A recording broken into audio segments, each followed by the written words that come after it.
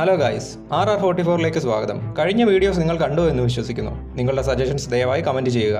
ഇന്ന് നമുക്ക് പുതിയ ടോപ്പിക് നോക്കാം. Polar satellite launch vehicle. ISRO develop ചെയ്ത ഇന്ത്യയുടെ ഏറ്റവും സക്സസ്ഫുൾ ആയ സാറ്റലൈറ്റ് ലോഞ്ച് വെഹിക്കിൾ. ഏറ്റെടുത്ത മിക്ക ലോഞ്ചുകളും വിജയത്തിൽ എത്തിച്ചു PSLV. വരൂ ഗായ്സ്, നമുക്ക് PSLVയെ പറ്റി നോക്കാം. ISROയുടെ പക്കൽ ഇപ്പോൾ 3 launch വെഹിക്കിളാണുള്ളത്. PSLV, GSLV, GSLV LVM3. മറ്റു ചില ലോഞ്ച് വെഹിക്കിളുകൾ ഡെവലപ്മെൻറ്റ് ഫേസുകളിലാണ്. അതിൽ SSLV, human rated launch vehicle, reusable launch vehicle, Scram jet എഞ്ചിനുകൾ എന്നിവയാണുള്ളത്. ISROയുടെ വർക്ക് ഹോഴ്സാണ് PSLV, ഏറ്റവും റിലയബിൾ ആയിട്ടുള്ള ലോഞ്ച് വെഹിക്കിൾ. ഏറ്റെടുത്ത മിഷനുകളിൽ 95% വിജയത്തിലെത്തിച്ചു PSLV. SLV-3 ഡെവലപ്പ് ചെയ്ത ശേഷം ഒരു മീഡിയം ലിഫ്റ്റ് ഓഫ് ലോഞ്ച് വെഹിക്കിളിൻ്റെ ആവശ്യം വന്നിരുന്നു.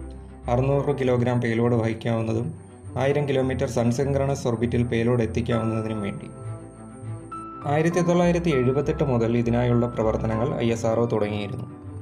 1978 S. ശ്രീനിവാസന്റെ നേതൃത്വത്തിൽ PSLV പ്ലാനിംഗ് ഗ്രൂപ്പ് 600 കിലോഗ്രാം ഭാരശേഷി വഹിക്കാവുന്നതും 550 കിലോമീറ്റർ സൺസിൻക്രണസ് ഓർബിറ്റിൽ എത്തിക്കാവുന്ന ഒരു ലോഞ്ച് വെഹിക്കിളിനായുള്ള പഠനം തുടങ്ങി.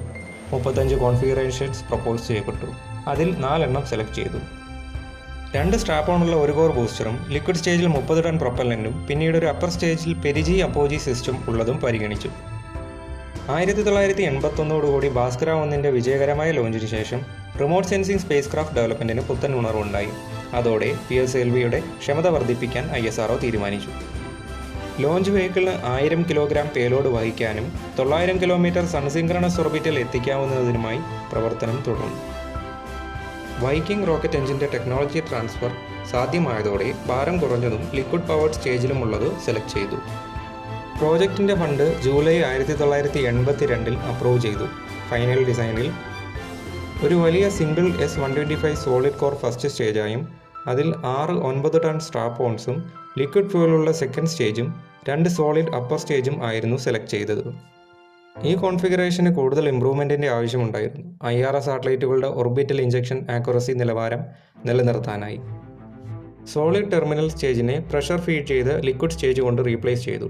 ഈ ഫൈനൽ കോൺഫിഗറേഷൻ 1993 ISRO ലോഞ്ച് ചെയ്യാൻ തീരുമാനിച്ചു. PSLVയുടെ ആദ്യ ലോഞ്ച് സെപ്റ്റംബർ 20, 1993 നടത്തി. ആദ്യത്തെയും രണ്ടാമത്തെയും സ്റ്റേജുകൾ പ്ലാൻ ചെയ്ത പോലെ പെർഫോം ചെയ്തു. എന്നാൽ ആൾട്ടിറ്റ്യൂഡ് കൺട്രോൾ പ്രോബ്ലം കാരണം രണ്ടാമത്തെയും മൂന്നാമത്തെയും സ്റ്റേജ് സെപ്പറേഷനിൽ കൊളിഷൻ ഉണ്ടായി. ആദ്യ ലോഞ്ചിലുണ്ടായ തിരിച്ചടിക്ക് ശേഷം 1994 PSLV വിജയകരമായി ലോഞ്ച് ചെയ്തു. അതിനുശേഷം വിജയകരമായ ലോഞ്ചുകൾ. ഇനി PSLVയുടെ ഘടന നമുക്ക് നോക്കാം. ഒന്നാം ഘട്ടം S-139 സോളിഡ് റോക്കറ്റിൽ 6 സോളിഡ് സ്ട്രാപ്പ് ഓൺ ബൂസ്റ്ററുകളുണ്ട്. ഒന്നാം ഘട്ടം ലോകത്തിലെ തന്നെ വലിയ സോളിഡ് റോക്കറ്റ് ബൂസ്റ്ററുകളിൽ ഒന്നാണ്. ഇത് 138 tonne hydroxyl terminated polybutadiene bound propellant വഹിക്കുന്നു. ഇത് 4800 kN മാക്സിമം ത്രസ്റ്റ് കൊടുക്കുന്നു. രണ്ടാം ഘട്ടം liquid propulsion system centre develop ചെയ്ത രണ്ടാം ഘട്ടത്തിൽ ഒരു സിംഗിൾ വികാസ് എഞ്ചിൻ പവർ ചെയ്യുന്നു. ഇത് 41.5 tonne earth storable liquid propellant unsymmetrical dimethyl hydrazine വഹിക്കുന്നു. രണ്ടാം ഘട്ടത്തിൽ ഒരു നിശ്ചിത അളവ് ജലം കൂടി വഹിക്കുന്നുണ്ട്. ഇത് കൂളിങ്ങിനായി ഉപയോഗിക്കുന്നു. Maximum thrust 799 kN.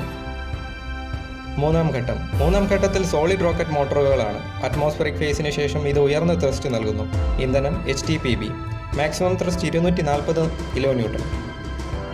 നാലാം ഘട്ടം PSLVയുടെ അപ്പർ മോസ്റ്റ് സ്റ്റേജാണ് PS4. ഇതിൽ 2 earth storable liquid എഞ്ചിനുകളുണ്ട്.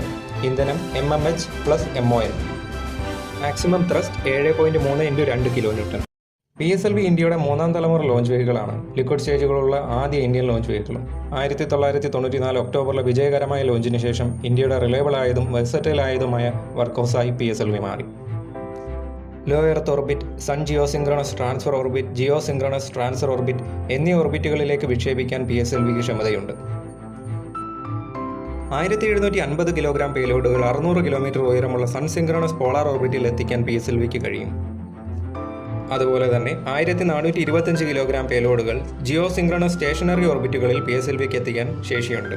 IRNSS കോൺസ്റ്റലേഷനിലെ സാറ്റലൈറ്റുകൾ ഇതിനുദാഹരണം. XL വിഭാഗത്തിലുള്ള PSLVയുടെ ലിഫ്റ്റ് ഓഫ് മാസ് 320 ടണ്ണാണ്. PSLVയുടെ ക്ഷമത, ത്രസ്റ്റ്, ഭാരശേഷി എന്നിവ കാലങ്ങളായി ഇംപ്രൂവ് ചെയ്തുകൊണ്ടിരിക്കുന്നു.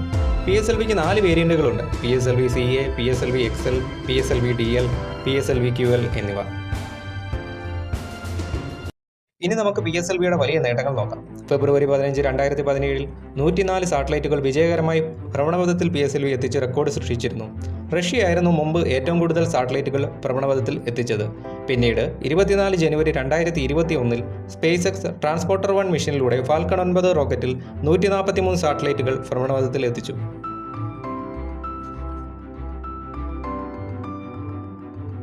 ഇന്ത്യയുടെ ആദ്യ ചാന്ദ്ര ദൗത്യം ചന്ദ്രയാൻ 1 PSLV ആണ് ലോഞ്ച് ചെയ്തത് 2008.